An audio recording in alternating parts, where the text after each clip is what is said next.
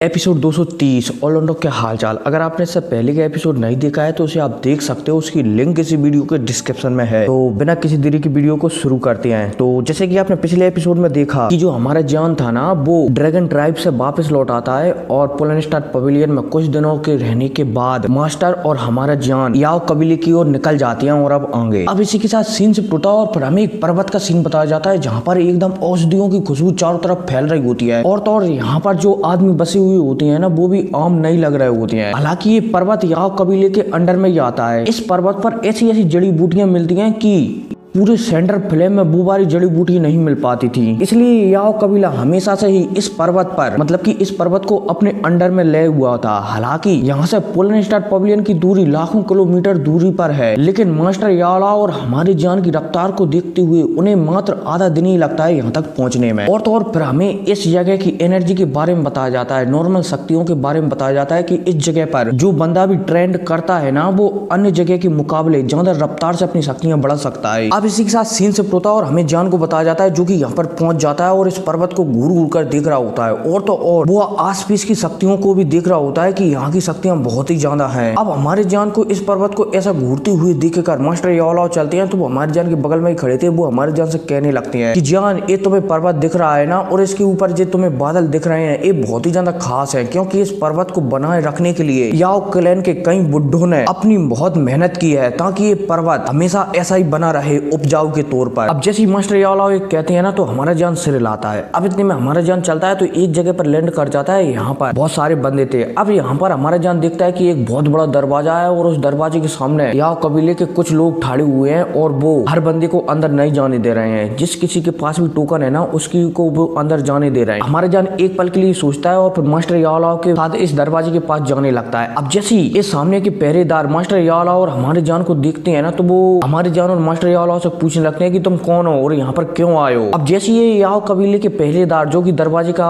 पहरा दे रहे थे ना, ये हमारे जान से पूछते हैं ना, तो हमारे जान चलता है तो अपनी शक्तियों को बाहर निकालता है। अब जैसे हमारे जान अपनी शक्तियों को बाहर निकालता है ना, तो यहाँ पर जो लोग खड़े हुए थे ना, वो पीछे हट जाते हैं। अब इतने में हमारे जान चलता है तो यहाँ पर कहने लगता है कि मैं हेवनली अलायंस से जान और मेरे मास्टर याओ हेवनली अलायंस के लीडर। और भाई साहब जैसे हमारा जान ये कहता है ना, तो सामने वाले पहरेदार थोड़ा और पीछे हो जाते हैं और आस पास हमारे जान की बातचीत होने लगती है कि क्या हेवनली अलायंस है, क्या ये पोलनस्टार पवेलियन के लीडर मास्टर याओ है, क्या ये पोलनस्टार पवेलियन का लीडर याओ चैन है, जिसने फिलहाल ही में होलोप सोल के लीडर को अपनी अलायंस की ओर से चुनौती दी थी। मेरे ख्याल से इस बुढ़े आदमी के पास जो लड़का खड़ा हुआ है ना, ये शायद जान ही होगा जिसने होलोप सोल के लीडर को हराया था। मतलब कि ऐसी आसपास बातें होने लगती हैं। और तो और यहाँ पर ये लोग ऐसे ही बतलाने लगते हैं कि मैंने सुना है कि ये जान है ना, ये याओ चैन का शिष्य है और तो और ये जान पिल टावर के कॉम्पिटिशन का लीडर भी बन चुका है, बोला जाए तो कॉम्पिटिशन का चैंपियन भी बन चुका है। अब यहाँ पर ऐसी बातें हो ही रही थी। हमारा जान चलता है तो एक टोकन को निकालता है, बोला जाए तो एक पत्थर को निकालता है, जिसे हमारे जान ने एक आदमी ने याओ क्लैन के एक बंदे ने गु कबीले में दिया था। उसी पत्थर को निकालता है और इन गेट के पहरेदारों को बता देता है। अब जैसे ये गेट के पहरेदार उस पत्थर को देखते हैं ना, तो हमारे जान को ये अंदर जाने देते हैं और साथ ही साथ हमारे मास्टर याओ भी इस दरवाजे के अंदर चले जाते हैं। अब जैसे ये दरवाजे के अंदर जाते हैं ना, तो जो अभी तक उनके सामने जो चकाचौंध मतलब की हकास मचा दृश्य था ना, वो एकदम गायब हो जाता है और एकदम शांतिपूर्ण दृश्य फैल जाता है। बोला जाए तो सामने आ जाता है जिसमें एकदम शांति थी और चारों तरफ एकदम हरियाली थी और यहाँ की जो हवा थी ना, वो भी एकदम शुद्ध थी। अब हमारा जान आस पास के नजारों का लुत्फ ले ही रहा होता है, तभी हमारे जान नीचे दिखता है। अब जैसे वो नीचे दिखता है ना, तो वो उसे दिखता है कि सामने बहुत बड़े बड़े पक्षी बैठे हुए हैं। हमारा जान देखता है कि इन पक्षियों के ऊपर कई लोग बैठे हुए हैं। हमारा जान चलता है तो इन पक्षियों के पास आता है और मास्टर याओ को साथ लेकर एक कोने में बैठ जाता है, बोला जाए तो एक अच्छी सी जगह पर बैठ जाता है। अब ये पक्षी चलते हैं तो उड़ान भरने लगते हैं और याओ कबीले के उस सिगरेट पहाड़ी के ऊपर जाने लगते हैं। अब लगातार आधे घंटे तक ऐसे ही चलता रहता है। हमारे मास्टर याओ और जान आपस में बातचीत करते रहते हैं और हमारा जान आस पास के नजारों का लुत्फ लेता रहता है। हालांकि इस आधे घंटे के बीच में हमारे मास्टर याओ और हमारा जान किसी से भी बात नहीं करते और आधे घंटे बाद फाइनली ये पक्षी एक जगह पर पहुंच जाते हैं और धीरे धीरे स्लो हो जाते हैं। अब इतने में मास्टर याओ और हमारा जान इस पक्षी से उतरते हैं और चलते हुए जा रहे होते हैं। तभी इनसे कुछ दूरी पर एक बुढ़ा हमें दिखाई देता है और ये और कोई नहीं, ये होता है याओ वान गुई। अगर तुमने मेरी मास्टर याओ वाली स्टोरी सुनी है ना, बोला जाए तो मास्टर याओ द लेजेंडरी ऑफ मास्टर याओ वाली नोवेल देखी है ना, मतलब कि सुनी है ना, मेरी इसी चैनल पर आ रही है वो भी, उसी सुनी है ना, तो इसी बंदे ने हमारे मास्टर याओ को याओ क्लैन से बाहर निकाला था। ठीक है, खैर कोई नहीं, उसके बारे में आपको द लेजेंडरी मास्टर याओ जो कि मेरी इसी चैनल पर आ रही है उसे सुन सकते हो। अब जैसे ये बंदा जिसका नाम याओ वान गुई होता है ना, ये मास्टर को देखता है ना,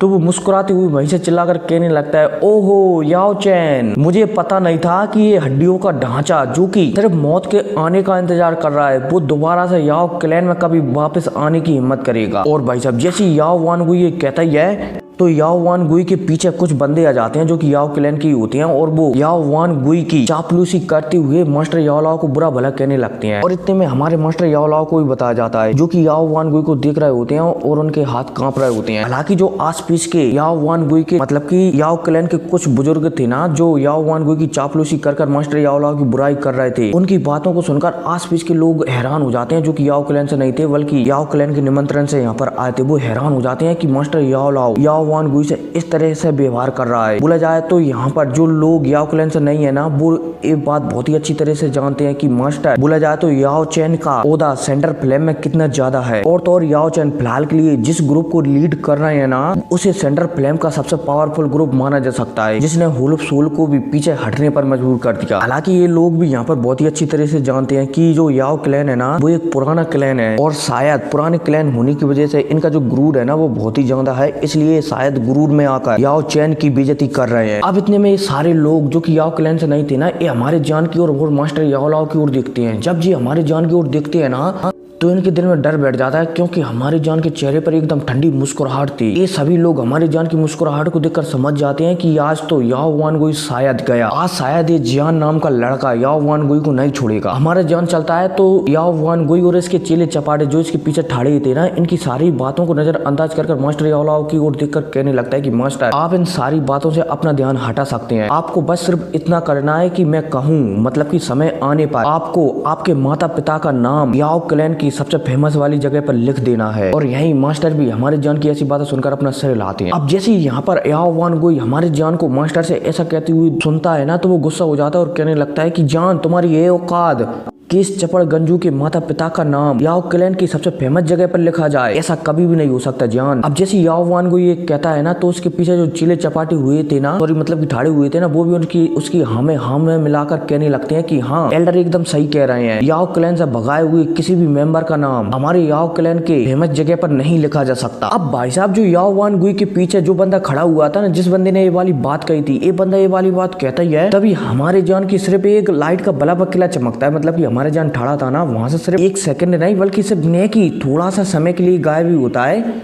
और जिस बंदे ने ये हमारे मास्टर के खिलाफ बात कही थी ना वो नीचे पत्थर पर डरा हुआ दिखाई देता है और तो और उसके मुंह से ब्लड की उल्टियां भी हो रही होती हैं। और भाई साहब जब याओ वान गुई हमारे जान को ऐसा करते हुए देखता है ना तो वो हमारी जान से कहने लगता है कि जान तुम्हारी हिम्मत कैसे हुई याओ कबीले के मेंबर पर हाथ उठाने की, तुम्हें पता है ना कि इसका क्या परिणाम हो सकता है। अब भाई साहब याओ वान गुई ये कहता है तभी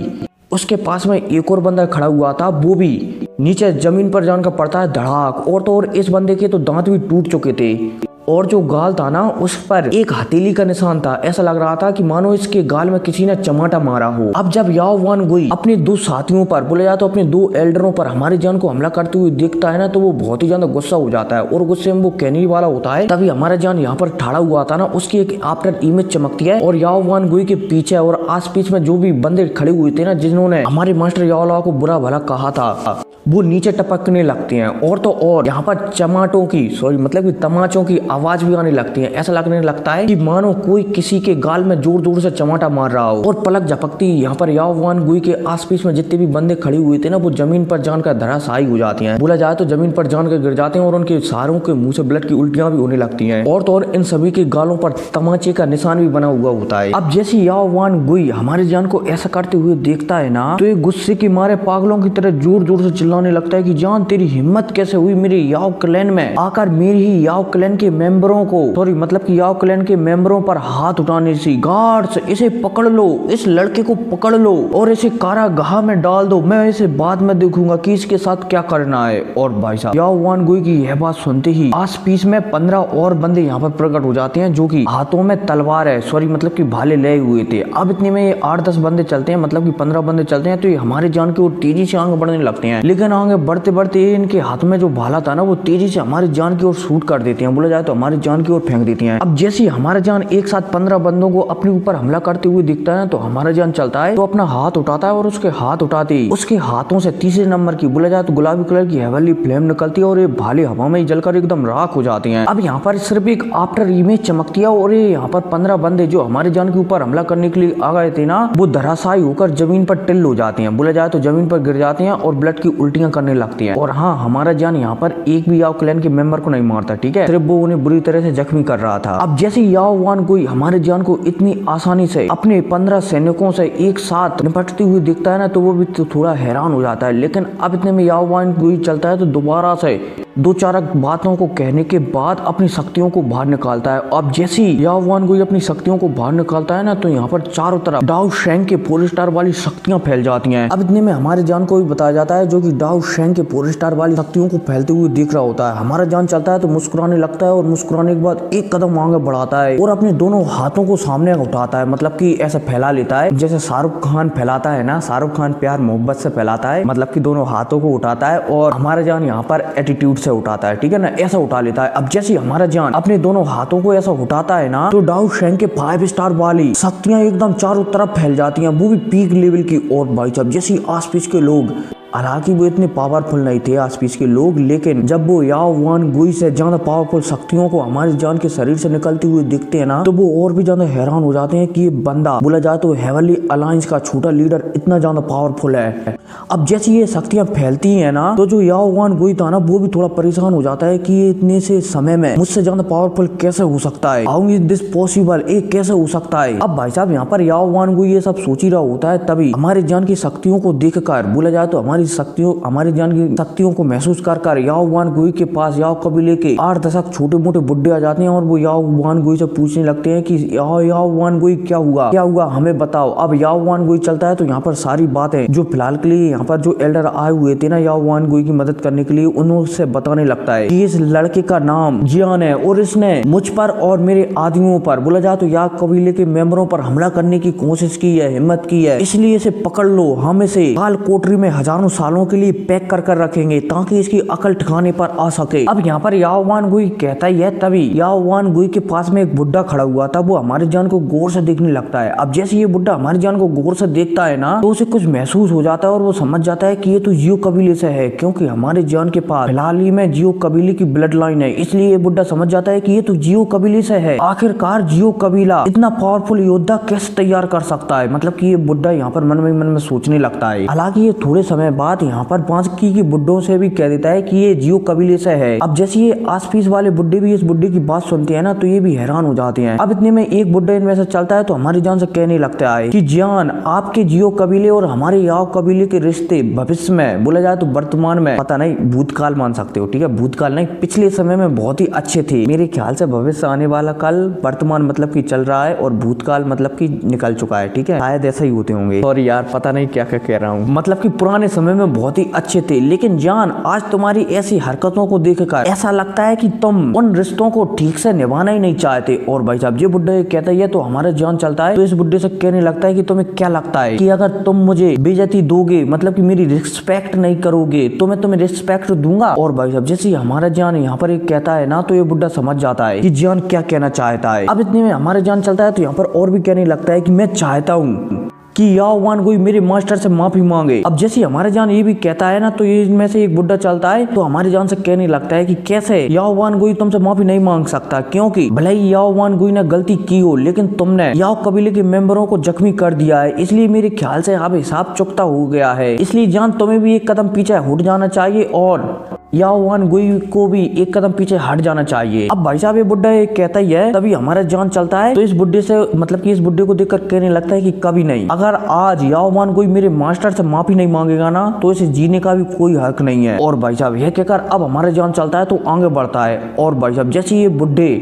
ये देखते हैं कि जियान याओ वान गुई पर हमला करने के लिए आ रहा है। तो ये बुड्ढे चलते हैं तो ये भी हमारे जान को रोकने के लिए आगे बढ़ते हैं, लेकिन इतने में हमारा जान चलता है तो अपने शरीर से लिटिल ई को निकालता है। अब जैसी लिटिल ई निकलती है ना, तो जितने भी बुड्ढे हमारे जान को रोकने के लिए आ रहे थे ना, लिटिल ई उन सबको संभाल लेती है, बोला जाए तो सबको रोक लेती है और हमारा जान सीधा याओ वान गुई की ओर आगे बढ़ने लगता है। और भाई साहब अब जब याओ वान गुई हमारे जान को ऐसे आगे बढ़ते हुए देखता है ना, तो वो भी डर जाता है, बोला जाए तो घबराने लगता है कि अब उसका क्या होगा। अब भाई साहब हमारा जान याओ वान गुई के पास पहुंचने वाला होता है, तभी आसमान में से एक आवाज आती है कि जान रुक जाओ। अब भाई साहब जैसी ये आवाज आती है ना, तो आस बीच में एकदम शांति छा जाती है, लेकिन जो हमारे जान था ना, उसे रत्ती भर भी अंतर नहीं पड़ता कि भाई कौन चिल्ला रहा है, कौन कह रहा है, कौन क्या कह रहा है। हमारा जान चलता है तो वो सीधा याओ वान गुई पर हमला करने के लिए आगे बढ़ने लगता है। अब इतने में हमें याओ वान गुई को बताया जाता है, जो कि अपने ऊपर जान को हमला करते हुए देख रहा होता है। याओ वान गुई चलता है तो वो भी अपनी एक पीली कलर की हथेली का उपयोग कर देता है, जिस वजह से एक हथेली बन जाती है हवा में और वो तेजी से हमारे जान की ओर आगे जाने लगती है। अब जैसे हमारे जान का अटैक और ये हथेली दोनों आपस में टकराती है ना, तो जो याओ वान गुई की हथेली थी ना, वो कमजोर पड़ने लगती है और याओ वान गुई यहाँ से 1000 फुट की दूरी पर पीछे फेंकता हुआ चला जाता है और एक ही अटैक में, मतलब कि बोला जाए तो हमारी जान के एक ही अटैक में ब्लड की उल्टियां करने लगता है। लेकिन अब इतने में याओ वान गुई चलता है तो दोबारा से आगे आता है और एक अपने स्टोरेज अंगूठी से या फिर बैग से एक सफेद कलर का पाउडर निकालता है और यहाँ पर हमारी जान के ऊपर चारों तरफ फैला देता है और हमारा जान भी उस पाउडर में एकदम घिर जाता है और चारों तरफ सफेद ही सफेद पाउडर ही पाउडर पाउडर ही पाउडर हो जाता है। अब हमारा जान इस पाउडर में थोड़े समय के लिए गिरता है। इतने में हमारी जान के हाथों से एक आग का, जो कि गुलाबी कलर का लग रहा था, एक स्नेक निकलता है और इस सारे के सारे सफेद पाउडर को खा जाता है और हमारे जान के हाथ पर आकर बैठ जाता है और ऐसा लग रहा होता है कि मानो वो मतलब कि ये सफेद पाउडर फैला था ना, एक पॉइजन वाला पाउडर था जो हमारे जान को मारने के लिए याओ वान गुई ने हमारे जान के ऊपर फेंका था। लेकिन हमारा जान तीसरे नंबर की हेवनली फ्लेम से एक स्नेक बनाता है और इस सारे पाउडर को अपने अंदर ही समा लेता है। बोला जाए तो एक छोटा सा क्रिस्टल बना लेता है, जो कि तीसरे नंबर की हेवनली फ्लेम वाले स्नेक के गले में छोटी सी बूंद बनकर रह जाता है। और ये स्नेक था ना, जो हमारे जान ने तीसरे नंबर की हेवनली फ्लेम से बनाया था, एक घूर घूर कर याओ वान गुई की ओर ही देखने लगता है और ऐसा लगने लगता है कि मानो ये स्नेक याओ वान गुई के जहर को याओ वान गुई के ऊपर ही इस्तेमाल करना चाहता हो। सॉरी, मतलब कि एक हिसाब से माना जाए कुंडली मारकर बैठ जाता है। ठीक है, तेरा अटैक मैं तुझ पर ही करूंगा। अब इतने में हमें आसमान में एक लाल बालों वाले बुड्ढे को बताया जाता है, जिसकी एकदम लाल कलर के बाल थे, चिकने चोपड़े। ऐसा लग रहा था कि मानो अभी अभी डाई लगा कर आया हो, वो भी महंगी वाली। सॉरी, ये मेरी ओर से। ठीक है, अब जैसे ये लाल कलर का बुड्ढा ये देखता है कि जियान ने उसकी बातों को एकदम नजरअंदाज कर वो याओ वान गुई पर हमला कर रहा है, तो ये बहुत ही ज्यादा गुस्सा हो जाता है। ये यहाँ पर लाल कलर का बुड्ढा चलता है तो अपने शरीर से शक्तियों को निकालता है और एक एनर्जी पिलर बनाकर,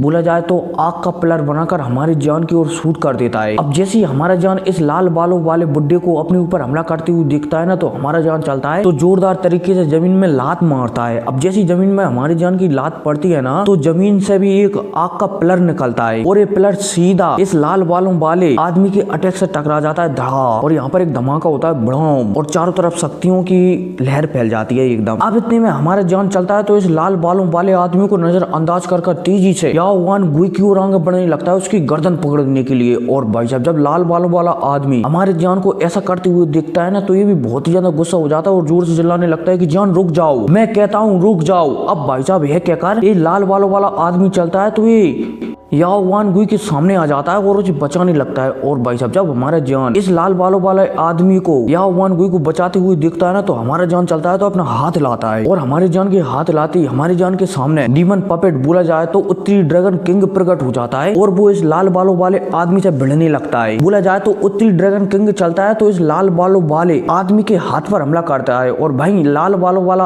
आदमी चलता है याओ क्लैन का, तो वो उत्तरी ड्रैगन पर हमला कर देता है। अब जैसे दोनों के मुक्के आपस में टकराते हैं ना, तो उत्तरी ड्रैगन भी 2-3 कदम पीछे हो जाता है और ये लाल बालों वाला आदमी भी 2-3 कदम पीछे हो जाता है। अब ये दोनों को आपस में भिड़ते हुए हमारे जान चलता है तो वो इसी मौके का फायदा उठाकर याओ वान गुई के एकदम पास पहुंच जाता है और उसके पास पहुंचकर सीधा उसकी गर्दन चमीट लेता है। बोला जाए तो गर्दन पकड़ लेता है और गर्दन पकड़कर उठा देता है और आराम आराम से दबाने लगता है और उसकी आंखों में एकदम गौर से देखने लगता है। हमारा जान उसकी आंखों में देख सकता था, मतलब कि याओ वान गुई की आंखों में देख सकता था कि उसकी आंखों में हमारी जान और मास्टर याओ लाओ का डर है। बोला जाए तो डर झलक रहा है। अब इतने में हमें इस लाल बालों वाले आदमी को बताया जाता है, जो कि हमारे जान को याओ वान गुई की गर्दन को दबाते हुए देख रहा होता है और यहाँ पर जोर से चिल्लाकर कहता है जब ये देखता है तो कि जान ये कोई वैसी जगह नहीं है, ये याओ क्लैन है और तुम यहाँ पर अपनी मनमानी नहीं कर सकते। और भाई साहब जैसे ये लाल बालों वाला आदमी हमारे जान से एक कहता है ना तो हमारा जान चलता है, मतलब कि हमारा जान अभी भी याओ वान गुई की आंखों में ही दिख रहा है और वो इसी की आंखों में देखते हुए इस लाल बालों वाले आदमी से कहने लगता है कि मेरा यहाँ पर कोई वैसा उद्देश्य नहीं है, लेकिन अगर मेरे मास्टर को या फिर मुझको